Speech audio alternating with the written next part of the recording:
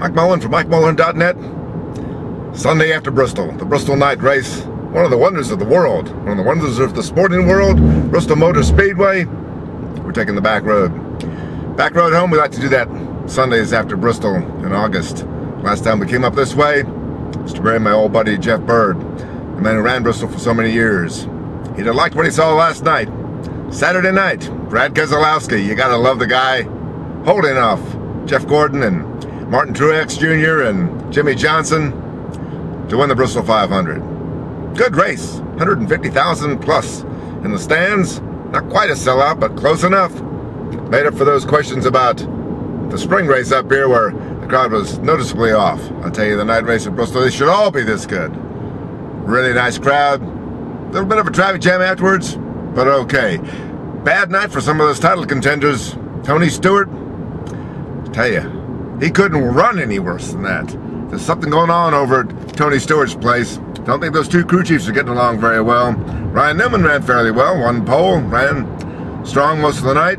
Tony, 3 laps down at the end, and I tell you, he's limping to the playoffs. He'll make the playoffs probably, but he's not going to be able to do too much unless they get stuff straightened out. Heard that Greg Zepadelli, his old crew chief, might be offered a job over there.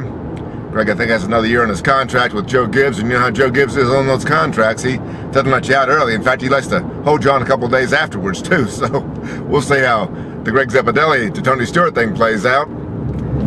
Greg Biffle, another bad night. Doesn't look like he's going to make the playoffs. He needs to win. He needed to win.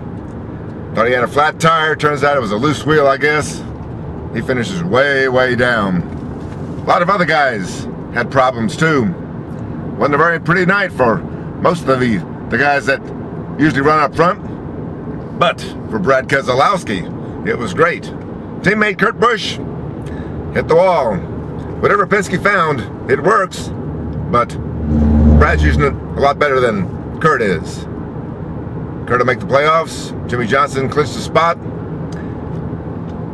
Kurt Busch hasn't clinched the spot yet. Jimmy Johnson's clinched the spot. Carl Edwards has clinched the spot. Kyle Busch has clinched the spot. And I don't know what happened to Kevin Harvick, but he wasn't very much of a contender, and he was ranting and raving on the radio. Said he hadn't run well in 4 months now. I was thinking that Clint Boyer might have a shot at making the playoffs, but his contract negotiations and renegotiations for 2012, I think, are going to play a role in distractions. He's got 2 races to go, and he's not in the playoffs right now. The way it looks, Denny Hamlin to get the wild card. Even though Denny had another, he had to salvage a good run out of a pretty bad night. Not a championship performance by any means.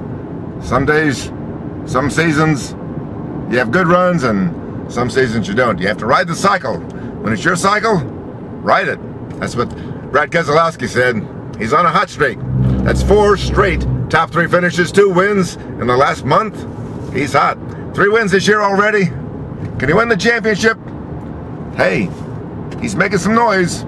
We'll see what he can do when the playoffs start in Chicago, September 18th. Mike Mullen for MikeMullen.net.